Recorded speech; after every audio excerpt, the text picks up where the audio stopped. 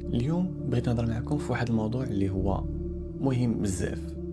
ريفيرندوم جوستيسيا، يعني استفتاء على العداله. قبل ما نمشيو بعيد، شنو هو اصلا الكلمه ديال ريفيرندوم كتعني الشعب كيمشي يصوت باش يحيد ولا يخلي واحد القانون ديجا كاين، ماشي باش يديروا قانون جديد، ولكن باش يقولوا واش بغينا هذا القانون يبقى ولا يتحيد. يعني الا صوتي بسي نعم كتكون موافق باش يتحيد القانون، الا صوتي بنو كتكون باغي القانون يبقى كيف ما هو. ولكن كاين واحد الشرط اللي هو مهم، يعني خاص على الاقل 50% زائد واحد من الناس اللي عندهم الحق في التصويت يشاركوا. الا ما وصلوش لهذه النسبه حتى ولو الاغلبيه قالت سي، النتيجه كطيح وكاع ما كتحسب. دابا شنو داخل في ريفيرندوم جوستيسيا؟ كيهضروا على بزاف ديال الامور بحال ماجستراتي القضاة، بوبليكو مينيستيرو النيابه العامه، كوستوديا كاوتيلاري الحبس الاحتياطي قبل الحكم، ريسبونسابيليتà civile دي ماجستراتي المسؤوليه القانونيه ديال القضاة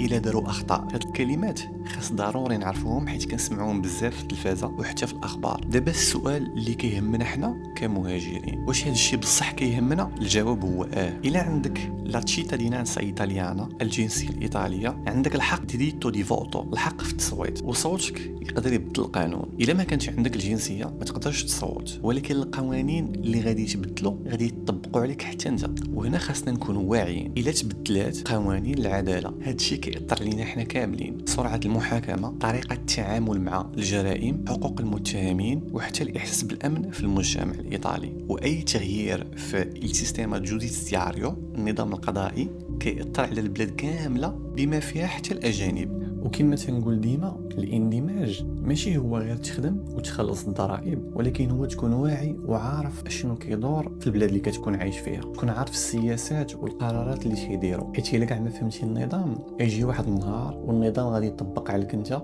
وانت ما فاهم والو. دابا انا بغيت نسولكم، دابا انت الا كانت عندك الجنسيه واش غادي تمشي تصوت ولا غادي تقول هاد السياسه وهذا النظام ماشي ديالي؟ خليو لي الاراء ديالكم في لي كومونتير، غادي نكون فرحان بزاف باش غادي نقراهم كاملين.